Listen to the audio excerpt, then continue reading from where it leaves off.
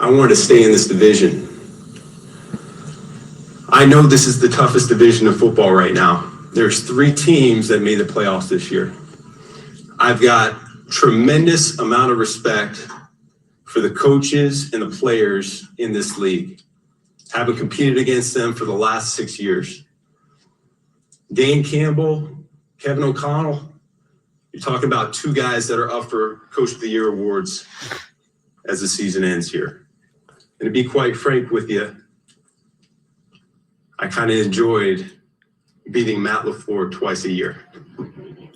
What is with that? Like, seriously, is it a prerequisite that as a Chicago Bears coach, you've got to come in and you have to automatically start talking about the Packers?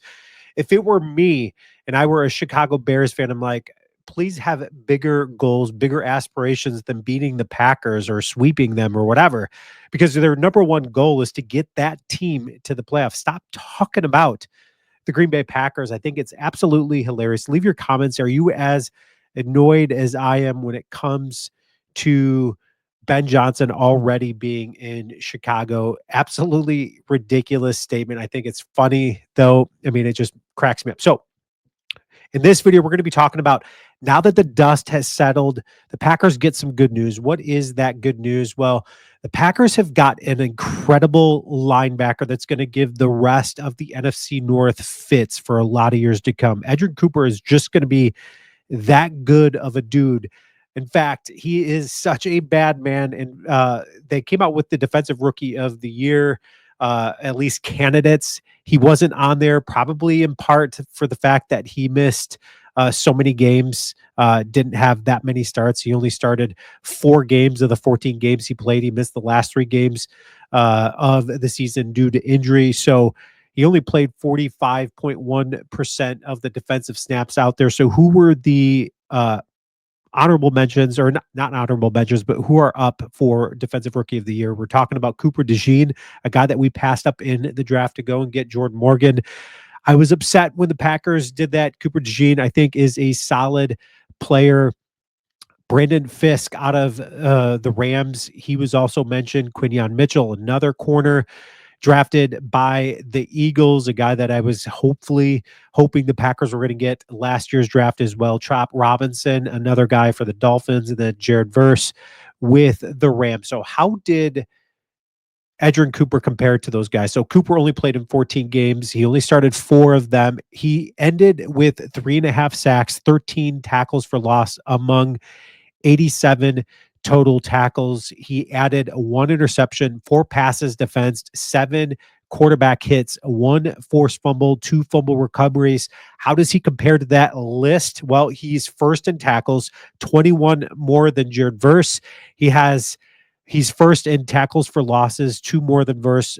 First interceptions, and that's including the 2 corners I just mentioned. Tied for first with Verse and DeJean in 4 turnovers. That's including interceptions, forced fumbles, fumble recoveries. He's tied with Verse for first in stops, which is a PFF matrix to measure. Verse played 344 snaps, though, more than Edgerrin Cooper, so keep that in mind. He was 3rd in sacks.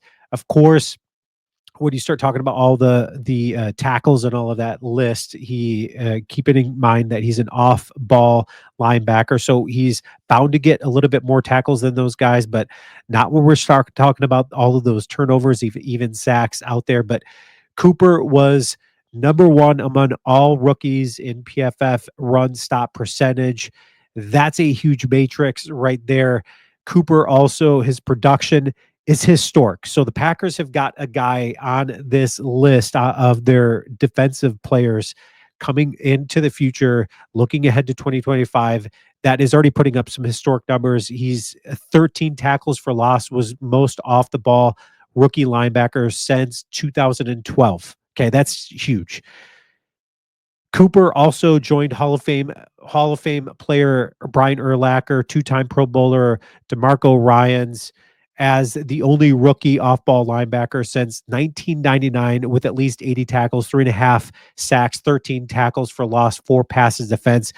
This dude is that good, and the Packers' future is so bright. Not to mention that the Packers have also added Evan Williams in that rookie class, a guy that had such a dramatic impact to the Packers defense and what Jeff Hafley was looking to accomplish out there this last year. Okay, so what did Javon Bullard, too, another good pickup for Brian Gutekunst in the draft. So here's what Javon Bullard had to say about their defense. He says, I'm not going to lie. He states right here, we're going to be dangerous. And I'm not just saying that.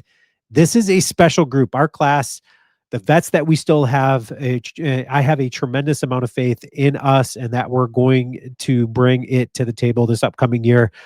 Absolutely. When you start talking about talented players on this defense, like Evan Williams, like Edgerrin Cooper, like Kenny Clark, like Keyshawn Nixon, Keyshawn Nixon had a great year, probably his best season yet.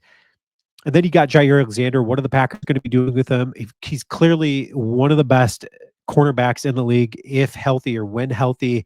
There's no denying that or doubt about that. Whether the Packers choose to keep him and restructure that contract, whether they choose to cut ties with him after June 1st and save themselves nearly $17.5 million, or whether they decide to use him as trade bait, time is going to tell. But regardless, the Packers are going to have a ton of cap space to go out there and pick up a veteran, if not do it through the draft. But the future is so bright with Edgerrin Cooper, the leader of that defense, putting up historic numbers already. Leave your comments. Let me know about Ben Johnson already being in Chicago, saying what he's saying about Green Bay. Are you just as annoyed as I am? And as always, go Pack, go.